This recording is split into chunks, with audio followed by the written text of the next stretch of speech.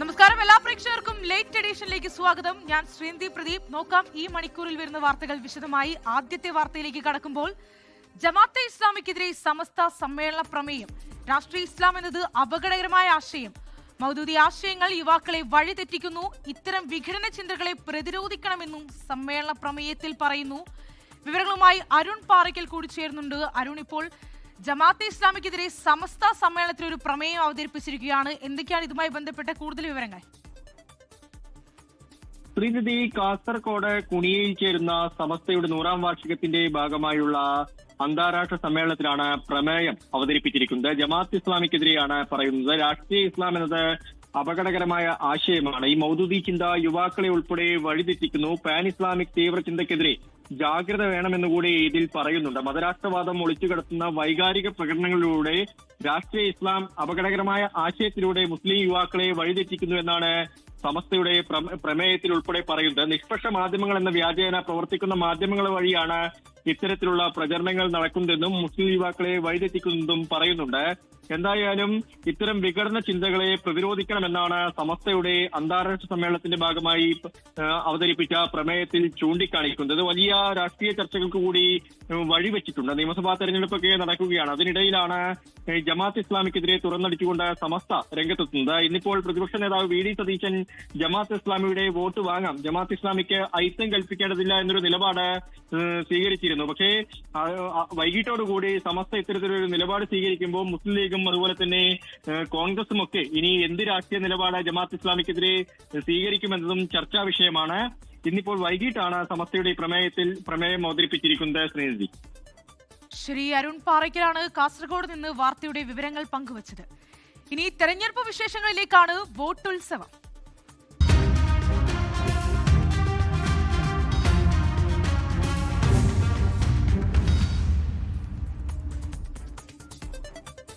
നിയമസഭാ തെരഞ്ഞെടുപ്പിന് പ്രചരണം മുറുക്കി മുന്നണികൾ. വി ഡി സതീശൻ നയിക്കുന്ന UDFന്റെ പുതുയുഗ യാത്രയ്ക്ക് കാസർഗോഡ് തുടക്കമായി. ശബരിമല സ്വർണ്ണക്കള ഉയർത്തിയ UDF നേതാക്കൾ സംസ്ഥാന സർക്കാരിനെ കടന്നാക്രമിച്ചു. പോറ്റി ശബരിമലയിൽ കയറിയത് 2004-ലാണെന്ന് LDF മധ്യമേഖലാ ജാഥയിൽ മുഖ്യമന്ത്രിയും തിരിച്ചടിച്ചു. ടീം UDF ആണ് തിരഞ്ഞെടുപ്പിനെ നേരിടുന്നതെന്ന പ്രതിപക്ഷ നേതാവിന്റെ വാക്കുകൾക്ക് ശക്തി പകരുന്നതായിരുന്നു കാസർകോട്ടെ പുതുയുഗയാത്രാവേദി. സ്വർണ്ണക്കൊള്ള മുഖ്യ പ്രചാരണ വിഷയമാക്കിയാണ് UDF നേതാക്കൾ സർക്കാരിനെ കടന്നാക്രമിച്ചത്. SITയെ സമ്മർദ്ദത്തിലാക്കി പ്രതികളെ രക്ഷിക്കാൻ സർക്കാർ ശ്രമിക്കുകയാണെന്ന് KC വേണുഗോപാൽ ആരോപിച്ചു. കേസ് എത്ര നീട്ടിക്കൊണ്ടുപോയാലും കള്ളന്മാരെ ജയിലിലടക്കുമെന്നും ജാഥ ഉദ്ഘാടനം ചെയ്ത KC വേണുഗോപാൽ വ്യക്തമാക്കി. SITയിലും സത്യസന്ധന്മാരായ ഉദ്യോഗസ്ഥന്മാരുണ്ടെന്ന് ഞങ്ങൾക്കറിയാം. അവർക്കുമേലെ സമ്മർദ്ദങ്ങൾ ചെലുത്തി അതിൽ പെടേണ്ട പ്രതികളെയെല്ലാം പെടുത്താതിരിക്കാൻ വേണ്ടിയിട്ടുള്ള ശ്രമങ്ങൾ ഈ കേസുണ്ടായ അന്നു മുതൽ ഗവൺമെന്റ് ശ്രമിച്ചുകൊണ്ടിരിക്കുകയാണ്, CPM ശ്രമിച്ചുകൊണ്ടിരിക്കുകയാണ്. എത്ര നീട്ടിക്കൊണ്ടുപോയി ശ്രമിച്ചാലും ഈ അമ്പലക്കള്ളന്മാരെ പിടിച്ച് എല്ലാവരെയും പിടിച്ചകത്താക്കുക എന്നുള്ളതായിരിക്കും UDFന്റെ ഗവൺമെന്റിന്റെ ആദ്യത്തെ നടപടി എന്നുള്ള കാര്യം നിങ്ങൾ മനസ്സിലാക്കിക്കോ. CPIM വർഗീയവാദികളുടെ കൈകളിലേക്ക് തീപ്പന്തം എറിഞ്ഞുകൊടുക്കുകയാണെന്ന് വി ഡി സതീശൻ കുറ്റപ്പെടുത്തി. തിരഞ്ഞെടുപ്പിൽ 100-ലധികം സീറ്റുകൾ നേടുമെന്നും പ്രതിപക്ഷ നേതാവ്. ഒരു തീപ്പൊരി വീണാൽ ആളിക്കത്തിക്കാൻ നടക്കുന്ന വർഗീയവാദികളുടെ കൈകളിലേക്ക് തീപ്പന്തം എറിഞ്ഞു കൊടുക്കുന്ന പണിയാണ് CPM ചെയ്യുന്നത്. ഇനി നമ്മൾ വെറും പ്രതിപക്ഷമല്ല. ടീം UDF 100-ലധികം സീറ്റുമായി അധികാരത്തിലേക്ക് തിരിച്ചു വരാൻ പോകുന്ന മുന്നണിയാണ്. ജോസ് കെ മാണി നയിക്കുന്ന LDF മധ്യമേഖലാ ജാഥയുടെ ഉദ്ഘാടനത്തിലായിരുന്നു പ്രതിപക്ഷത്തിനുള്ള മുഖ്യമന്ത്രിയുടെ മറുപടി. പോറ്റി ശബരിമലയിൽ കയറിയത് 2004-ലെന്നായിരുന്നു KC വേണുഗോപാലിനെ ലക്ഷ്യമിട്ട് മുഖ്യമന്ത്രിയുടെ ഒളിയമ്പ്. പോറ്റി അവിടെ കയറുന്നത് 2004-ലാണെന്ന് എല്ലാവർക്കും വ്യക്തമായല്ലോ. 2004-ല് ദേവസ്വം മന്ത്രി ആരായിരുന്നു? ഇന്നത്തെ കോൺഗ്രസിന്റെ ഉന്നതനായ അഖിലേന്ത്യാ നേതാവ്. പ്രതികൾ സ്വാഭാവിക ജാമ്യം കിട്ടി പുറത്തിറങ്ങിയാലും കുറ്റക്കാർ ശിക്ഷിക്കപ്പെടുമെന്ന് മുഖ്യമന്ത്രി ആവർത്തിച്ചു. LDFന്റെ മേഖലാ ജാഥകൾക്ക് പിന്നാലെ പ്രതിപക്ഷ നേതാവിന്റെ പുതുയുഗയാത്ര കൂടി ആരംഭിച്ചതോടെ രാഷ്ട്രീയ വാക്പോര് വരും ദിവസങ്ങളിൽ മുറുകും. News desk 24. സീറ്റ് വിഭജന ചർച്ചകളിൽ UDFൽ തർക്കം തുടരുന്നതിനിടെ കേരള കോൺഗ്രസ് ജോസഫ് വിഭാഗത്തെ LDFലേക്ക് ക്ഷണിച്ച് ജോസ് കെ മാണി. ജോസഫ് ഗ്രൂപ്പ് കേരള കോൺഗ്രസിന്റെ രക്തത്തിന്റെ ഭാഗമാണെന്നും UDFൽ നിന്ന് സൂക്ഷിക്കണമെന്നും ജോസ് കെ മാണി പറഞ്ഞു. അതേസമയം തങ്ങൾ UDF-ൽ സുരക്ഷിതരാണെന്നും ജോസ് കെ മാണിയുടെ ഗതികേടാണ് പുറത്തുവരുന്നതെന്നും മോൻസ് ജോസഫ് പ്രതികരിച്ചു. സീറ്റ് വിഭജനത്തെ ചൊല്ലി UDF-ൽ കേരള കോൺഗ്രസ് ജോസഫ് വിഭാഗം ഇടഞ്ഞു നിൽക്കുകയാണ്. 10 സീറ്റ് നൽകിയില്ലെങ്കിൽ മുന്നണി വിടുന്നതിനെക്കുറിച്ച് പോലും ചിന്തിക്കുന്നുണ്ടെന്ന് ചില നേതാക്കൾ പറഞ്ഞതോടെയാണ് ജോസഫ് വിഭാഗത്തെ LDF-ലേക്ക് ജോസ് കെ മാണി ക്ഷണിച്ചത്. അവർക്ക് വല്ല ബുദ്ധിമുട്ടൊക്കെ ഉണ്ടെങ്കിൽ നിങ്ങൾക്കറിയാവുന്ന ഒരു രക്തത്തിൻ്റെ ഭാവമാണ് അവരും. അപ്പോൾ പണ്ടൊന്ന് നമ്മുടെ തറവാട്ടിലേക്ക് നമ്മൾ കൂട്ടിച്ചേർത്തിരുന്നു. അതിൻ്റെ വിഷമങ്ങളും പ്രയാസങ്ങളും ദുഃഖങ്ങളും ഒക്കെ ഞങ്ങൾ അനുഭവിച്ചു ഏതൊക്കെയാണ്. പക്ഷേ അവിടെ ബുദ്ധിമുട്ടുണ്ടെങ്കിൽ അതിനകത്ത് നമുക്ക് സംരക്ഷണം കൊടുക്കാം. LDF-ലേക്ക് ക്ഷണിച്ചെങ്കിലും ലയനത്തിന് ജോസ് കെ മാണിക്ക് താല്പര്യമില്ല. തറവാട്ടിലേക്കല്ല, നമുക്ക് സംരക്ഷണം കൊടുക്കാം. ഇത് പറയുമ്പോൾ ചിലപ്പം അങ്ങനെയല്ല ഇങ്ങനെയല്ല എന്നൊക്കെ അവർ പറഞ്ഞിരിക്കുന്നത്. അപ്പോൾ അവരുടെ തീരുമാനമാണ്. ഏതൊക്കെയാലും അവിടെ നിൽക്കുമ്പോൾ സൂക്ഷിച്ചു. എന്നാൽ ജോസ് കെ മാണിയെ തള്ളി മോൻസ് ജോസഫ് രംഗത്തെത്തി. അവരുടെ പാർട്ടിയുടെ ഗതികേടിന് ഞങ്ങളെ കക്ഷിയാക്കേണ്ട കാര്യമില്ല. ഇപ്പൊ തദ്ദേശ സ്വയംഭരണ സ്ഥാപനങ്ങളിലേക്കുള്ള ഇലക്ഷനിലും എല്ലാം LDF തോറ്റു തുന്നമ്പാടി നിൽക്കുന്നിടത്ത് ജോസ് കെ മാണി വിഭാഗവും ആ തകർച്ചയുടെ ഭാഗമായി. ഞങ്ങളിവിടെ UDF-ൽ സുരക്ഷിതരായി തൃപ്തികരമായ അന്തരീക്ഷത്തിൽ ഞങ്ങളിവിടെ രാഷ്ട്രീയ പ്രവർത്തനം നടത്തുകയാണ്. ആടിക്കളിക്കുന്ന ജോസ് കെ മാണി വിഭാഗമാണ്. ആ ആടിക്കളിക്ക് ഞങ്ങളില്ല. അവിടെ ഒരു തൃപ്തിയില്ലെന്ന് നമുക്കറിയാം. ആർക്കും ആരെയും ക്ഷണിക്കാനുള്ള അവകാശമുണ്ടെന്നായിരുന്നു പ്രതിപക്ഷ നേതാവ് VD സതീശന്റെ പ്രതികരണം. അവർക്ക് ചെയ്യാലോ, അവർക്ക് അങ്ങോട്ടും ഇങ്ങോട്ടൊക്കെ എന്തെല്ലാം വേണ്ടി പറയാം. അതിൻ്റെയൊക്കെ അവരൊക്കെ എത്തി നിൽക്കുന്ന അവസ്ഥ എന്താണെന്ന് അവർ തന്നെ ആത്മപരിശോധന നടത്തട്ടെ. ഞങ്ങളൊരു അപ്പുറത്ത് നിൽക്കുന്ന ഒരു കക്ഷികളിൽ നിന്ന് ഞങ്ങളാരെയും ഇങ്ങോട്ട് ക്ഷണിച്ചിട്ടില്ല. ജോസ് കെ മാണിയും കൂട്ടരും UDF-ലേക്ക് പോകുമെന്ന വിവാദം അവസാനിച്ചതിന് പിന്നാലെയാണ് ജോസഫ് വിഭാഗത്തിന്റെ മുന്നണി മാറ്റം ചർച്ചയാകുന്നത്. 24 കോട്ടയം. ശബരിമലയെ തകർത്ത് അധികാരത്തിലെത്താൻ കഴിയുമോ എന്നാണ് ഇടത് വലത് മുന്നണികൾ നോക്കുന്നതെന്ന് BJP ദേശീയ അധ്യക്ഷൻ നിതിൻ നബീൻ. ഇതിനെതിരെ BJP പ്രത്യക്ഷ സമരം നടത്തുമെന്നും നിതിൻ നബീൻ പറഞ്ഞു. കേരളം PFI പോലുള്ള സംഘടനകളുടെ കേന്ദ്രമാണെന്നും നിതിൻ നബീൻ ആരോപിച്ചു. जो भ्रष्टाचार के साथ साथ हमारे आस्था के केंद्र भगवान अयप्पा को भी नहीं छोड़ा है. और मैं तो ये कहूंगा कि UDF के साथियों और LDF के साथियों ने इस देश में जो सनातन परंपराओं को लगातार चोट पहुंचाने का काम किया है, उनकी भावनाओं को चोट पहुंचाने का काम किया है. 2 ദിവസത്തെ സന്ദർശനത്തെത്തിയ നിതിൻ നബീൻ നെടുമ്പാശ്ശേരിയിൽ നടന്ന BJP കോർ കമ്മിറ്റി യോഗത്തിൽ പങ്കെടുത്തു. നാളെ കാലടി ആദിശങ്കര കേന്ദ്രം സന്ദർശിച്ച ശേഷം തൃശൂരിൽ വിവിധ പരിപാടികളിൽ പങ്കെടുക്കും. ഒമാനിൽ അമേരിക്കയുമായുള്ള 2ാം ഘട്ട പ്രതിനിധി ചർച്ച അവസാനിച്ചതായി ഇറാൻ. ചർച്ചകൾ പ്രതീക്ഷ നൽകുന്നതെന്ന് ഇറാൻ. ഇറാൻ പ്രതിനിധികളുടെ ചർച്ച ഒമാന്റെ മധ്യസ്ഥതയിലാണ് നടന്നത്. ഇരു രാജ്യങ്ങളുമായുള്ള നയതന്ത്ര ബന്ധം പുനഃസ്ഥാപിക്കുന്നതിലൂടെ പശ്ചിമേഷ്യയെ ആശങ്കയിലാക്കുന്ന യുദ്ധം ഒഴിവാക്കുകയാണ് ഒമാനിൽ നടക്കുന്ന ചർച്ച ലക്ഷ്യമിട്ടത്. ഇരു രാജ്യങ്ങളുടെയും പ്രതിനിധികൾ ഒമാൻ വിദേശകാര്യമന്ത്രി വഴി അഭിപ്രായങ്ങൾ അറിയിച്ചു. പ്രസിഡന്റ് ഡൊണാൾഡ് ട്രംപിന്റെ പ്രത്യേക പ്രതിനിധി സ്റ്റീവ് വിറ്റ്കോഫും ജെറാഡ് കഷ്ണറുമാണ് അമേരിക്കൻ പ്രതിനിധി സംഘത്തിന് നേതൃത്വം നൽകിയത്. ഇറാൻ വിദേശകാര്യമന്ത്രി അബ്ബാസ് അരാക്ചിയുടെ നേതൃത്വത്തിലുള്ള ഇറാൻ പ്രതിനിധി സംഘവും ചർച്ചയിൽ പങ്കെടുത്തു. ഒമാൻ വിദേശകാര്യമന്ത്രി സയ്യിദ് ബദർ ബിൻ ഹമാദ് അൽ ബുസൈദിയുമായി ഇരു നേതാക്കളും ആദ്യ 2 വട്ട ചർച്ചകൾ പൂർത്തിയാക്കിയപ്പോൾ ശുഭപ്രതീക്ഷയുണ്ടെന്ന് ഇറാൻ അറിയിച്ചു. എന്നാൽ നിർണായക വിഷയങ്ങളിൽ സമവായമായില്ല എന്നാണ് റിപ്പോർട്ടുകൾ. ആണവ ചർച്ചയ്ക്കപ്പുറം ഇറാന്റെ ബാലിസ്റ്റിക് മിസൈൽ പദ്ധതിയും തീവ്രവാദ സംഘടനകൾക്ക് ഇറാൻ നൽകുന്ന പിന്തുണയും സർക്കാർ വിരുദ്ധ പ്രക്ഷോഭവും ചർച്ച ചെയ്യണമെന്ന് അമേരിക്ക അറിയിച്ചിരുന്നു. എന്നാൽ ഇറാൻ വിയോജിപ്പറിയിച്ചു. സമ്പുഷ്ടീകരിച്ച യുറേനിയം കൈമാറാൻ തയ്യാറാകണമെന്ന അമേരിക്കയുടെ ആവശ്യത്തിലും ഇറാന് എതിർപ്പുണ്ട്. International desk 24. പയ്യന്നൂരിലെ രക്തസാക്ഷി ഫണ്ട് തട്ടിപ്പ് ആരോപണത്തിൽ വി കുഞ്ഞികൃഷ്ണന് മറുപടി നൽകാൻ വിളിച്ചു ചേർത്ത വാർത്താ സമ്മേളനത്തിലും കൃത്യമായ കണക്ക് പുറത്തുവിടാതെ CPM കണ്ണൂർ ജില്ലാ സെക്രട്ടറി. യഥാർത്ഥ കണക്കുകൾ പാർട്ടി അനുഭാവ യോഗങ്ങളിൽ വിശദീകരിക്കുമെന്ന് KK രാഗേഷ് പറഞ്ഞു. എന്നാൽ ജില്ലാ സെക്രട്ടറി നുണ പറയുകയാണെന്നും കണക്ക് അവതരിപ്പിക്കാൻ പാർട്ടിക്ക് ഒരിക്കലും കഴിയില്ലെന്നുമാണ് കുഞ്ഞികൃഷ്ണന്റെ മറുപടി. TA മസൂദൻ എന്ന് പറയുന്ന CPMന്റെ ജില്ലാ സെക്രട്ടേറിയറ്റ് അംഗം അദ്ദേഹത്തെ വ്യക്തിപരമായി ലക്ഷ്യം വെക്കുന്നതിന് വേണ്ടി അദ്ദേഹത്തോടുള്ള പകമൂത്ത് അന്ധത ബാധിച്ച വിധത്തിലാണ് ആ പുസ്തകം വന്നിട്ടുള്ളത്. കുഞ്ഞികൃഷ്ണന്റെ ആരോപണങ്ങൾ പൂർണ്ണമായും തെറ്റെന്നും പാർട്ടിക്ക് 1 രൂപ പോലും നഷ്ടപ്പെട്ടിട്ടില്ലെന്നുമുള്ള നിലപാടിൽ ഉറച്ചു നിൽക്കുകയാണ് CPIM കണ്ണൂർ ജില്ലാ കമ്മിറ്റി. ധനരാജ് കുടുംബസഹായ ഫണ്ട് സമാഹരിച്ചത് പാർട്ടി സഖാക്കളിൽ നിന്നാണ്, പൊതുജനങ്ങളിൽ നിന്നല്ല. ഇതിനാൽ കണക്കുകൾ മാധ്യമങ്ങളോട് പറയേണ്ടതില്ലെന്ന വിചിത്രവാദമാണ് ജില്ലാ സെക്രട്ടറി വീണ്ടും ആവർത്തിച്ചത്. ബഹുജനങ്ങൾ എന്ന് പറഞ്ഞാൽ പൊതുജനങ്ങളല്ല, ബഹുജനങ്ങളാണ്. ബഹുജനങ്ങൾ എന്ന് പറഞ്ഞാൽ പാർട്ടിയുടെ വൊക്കാബുലറിയിൽ തൊഴിലാളികളും വിദ്യാർത്ഥികളും യുവാക്കളും സ്ത്രീകളും എല്ലാം അടങ്ങുന്ന ബഹുജനങ്ങളാണ്. അല്ലാതെ പൊതുജനങ്ങളെന്നല്ല വാക്ക്, ബഹുജനങ്ങളാണ്. അത് വേറെയാ, രണ്ടും രണ്ടാണ്. കണക്കുകൾ വിശദീകരിക്കാൻ കഴിയാത്തതുകൊണ്ടാണ് മാധ്യമങ്ങൾക്ക് മുന്നിൽ പാർട്ടി ഒളിച്ചോടുന്നതെന്ന് കുഞ്ഞികൃഷ്ണൻ. സംസ്ഥാന നേതൃത്വത്തിന്റെ നിർദ്ദേശപ്രകാരമാണ് ജില്ലാ സെക്രട്ടറി വീണ്ടും വാർത്താസമ്മേളനം വിളിച്ചത്. എന്നാൽ ഒന്നും നഷ്ടപ്പെട്ടിട്ടില്ല എന്ന പതിവ് ന്യായീകരണത്തിനപ്പുറം പുതിയ വിശദീകരണങ്ങളൊന്നും നൽകാൻ നേതൃത്വത്തിന് കഴിഞ്ഞില്ല. കുഞ്ഞികൃഷ്ണൻ ഉന്നയിച്ച വിഷയത്തെ അടഞ്ഞ അധ്യായമെന്ന് വിശേഷിപ്പിച്ച ചോദ്യങ്ങളെ പരിഹസിക്കുമ്പോഴും ആഴ്ചകൾ പിന്നിട്ടിട്ടും കൃത്യമായ കണക്കുകൾ നിരത്താൻ കഴിയാത്തത് പാർട്ടിയെ പ്രതിരോധത്തിലാക്കുന്നുണ്ട്. 24 കണ്ണൂർ. കേരളത്തിന് താൽപര്യമുണ്ടെങ്കിൽ അതിവേഗ റെയിൽ പദ്ധതി പരിഗണിക്കാമെന്ന് റെയിൽവേ മന്ത്രി അശ്വിനി വൈഷ്ണവ്. ഭൂമി ഏറ്റെടുക്കൽ നടപടികളുമായി സംസ്ഥാന സർക്കാരിന് മുന്നോട്ടു പോകാമെന്നും അശ്വിനി വൈഷ്ണവ് രാജ്യസഭയിൽ പറഞ്ഞു. സിൽവർ ലൈൻ പദ്ധതി അപ്രായോഗികമാണെന്നും മന്ത്രി പറഞ്ഞു. എന്നാൽ ഏത് പദ്ധതിയായാലും പ്രശ്നമില്ല, വേഗ റെയിൽ മതിയെന്ന് മുഖ്യമന്ത്രി പിണറായി വിജയൻ പ്രതികരിച്ചു. സിൽവർ ലൈൻ പദ്ധതി പ്രായോഗികമല്ല. പദ്ധതി വലിയ പാരിസ്ഥിതിക ആഘാതമുണ്ടാക്കും. സംസ്ഥാനത്തിന് താൽപര്യമുണ്ടെങ്കിൽ അതിവേഗ റെയിൽ പരിഗണിക്കാമെന്നാണ് കേന്ദ്ര റെയിൽവേ മന്ത്രി അശ്വിനി വൈഷ്ണവ് രാജ്യസഭയിൽ ഹാരിസ് ബീരാൻ എംപിക്ക് നൽകിയ മറുപടി. If the state government wants, then we can reconsider that.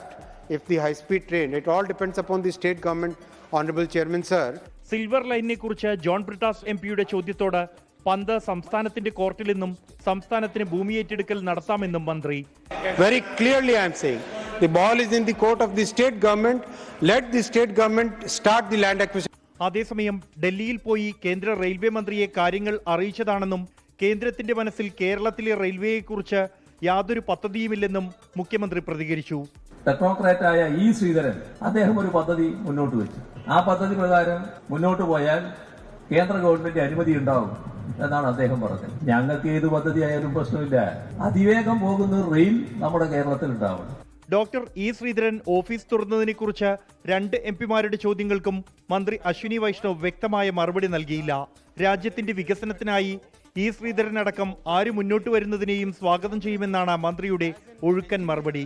If he is opening an office to support any initiative for development of railways, we strongly welcome it. I am saying we welcome every such initiative by Dr. Sridharan. 24 Delhi. പാകിസ്ഥാനിൽ ചാവേർ ആക്രമണത്തിൽ 69 പേർ കൊല്ലപ്പെട്ടു. ഇസ്ലാമാബാദിലെ ഷിയ മസ്ജിദിന് സമീപം ജുമാ നമസ്കാരത്തിന് വിശ്വാസികൾ ഒത്തുകൂടിയ സമയത്തായിരുന്നു സ്ഫോടനം നടന്നത്. 169 പേർക്ക് പരുക്കേറ്റു.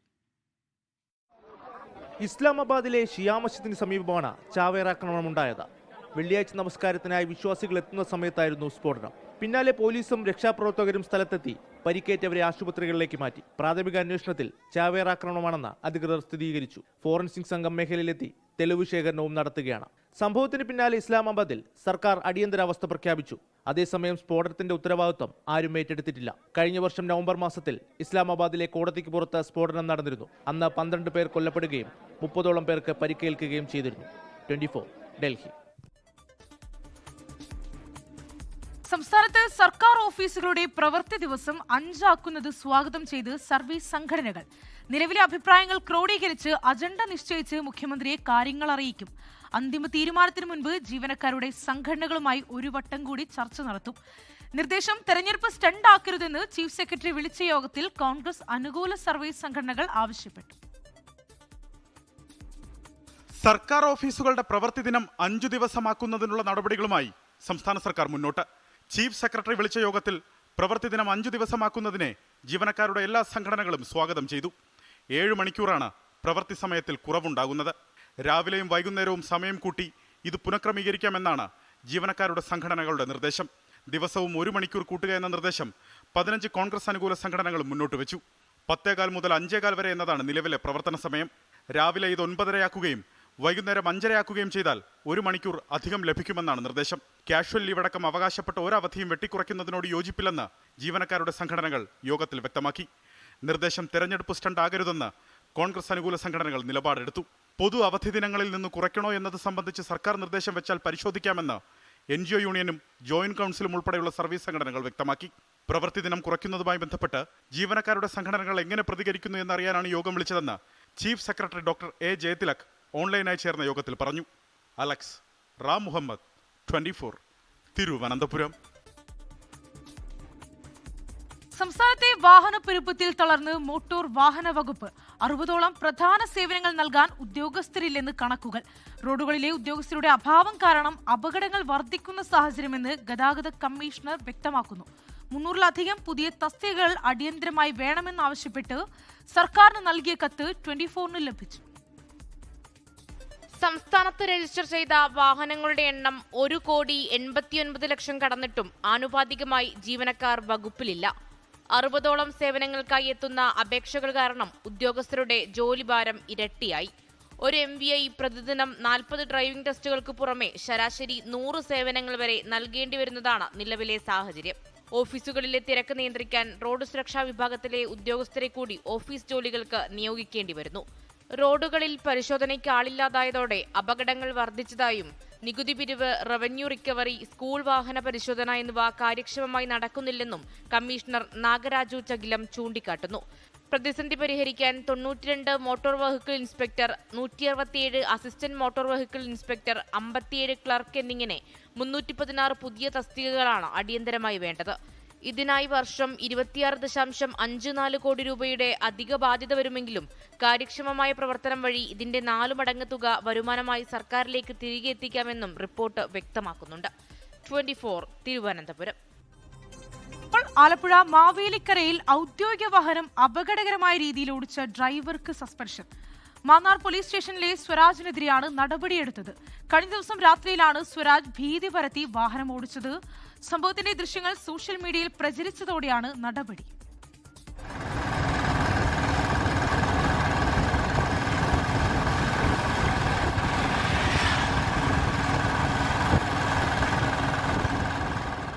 കായംകുളം ചെട്ടിക്കുളങ്ങര റോഡിൽ കഴിഞ്ഞ ദിവസം രാത്രിയിലായിരുന്നു സംഭവം. എതിർദിശയിൽ വാഹനങ്ങൾ എത്താത്തതുകൊണ്ട് മാത്രം വൻ അപകടം ഒഴിവായി. ബൈക്ക് യാത്രക്കാരായ യുവാക്കൾ അപകടകരമായ ഡ്രൈവിംഗ് മൊബൈലിൽ പകർത്തി. സോഷ്യൽ മീഡിയയിൽ ദൃശ്യങ്ങൾ പ്രചരിച്ചതോടെ ആലപ്പുഴ ജില്ലാ പോലീസ് മേധാവി മാന്നാർ SHOയോട് വിശദീകരണം തേടിയിരുന്നു. സംഭവത്തിൽ വകുപ്പ് തല അന്വേഷണവും നടന്നു. സ്വരാജ് മദ്യപിച്ചിരുന്നതായി ആരോപണം ഉയർന്നെങ്കിലും സംഭവ ദിവസം വൈദ്യപരിശോധന നടത്തിയിരുന്നില്ല. മദ്യപിച്ചതിന്റെ ലക്ഷണങ്ങളുണ്ടെന്ന് അന്വേഷണത്തിൽ കണ്ടെത്തി. വാഹനത്തിനുള്ളിൽ ഛർദ്ദിച്ചതും ദൃശ്യങ്ങളിലുണ്ട്. ആരോപണം ഉയർന്നിട്ടും വൈദ്യപരിശോധന നടത്താതിരുന്നത് ലോക്കൽ പോലീസിന്റെ വീഴ്ചയാണെന്നും വിലയിരുത്തൽ. 24 ആലപ്പുഴ. പാലക്കാട് കൊഴിഞ്ഞാമ്പാറയിൽ റോഡിലെ കുഴിയിൽ വീഴാതിരിക്കാൻ ബൈക്ക് വെട്ടിച്ച യുവാവ് ലോറി കയറി മരിച്ചു. ബൈക്ക് യാത്രികനായ കൊടുമ്പ് സ്വദേശി ശങ്കറിനാണ് ദാരുണാന്ത്യം. മരണത്തിൽ ജനകീയ സമിതിയുടെ നേതൃത്വത്തിൽ നാട്ടുകാർ റോഡ് ഉപരോധിച്ച് പ്രതിഷേധിച്ചു. ഇന്ന് വൈകുന്നേരം പാലക്കാട് പൊള്ളാച്ചി അന്തർസംസ്ഥാന പാതയിൽ കൊഴിഞ്ഞാമ്പാറ അന്തിക്കോട് റോഡിലായിരുന്നു അപകടം.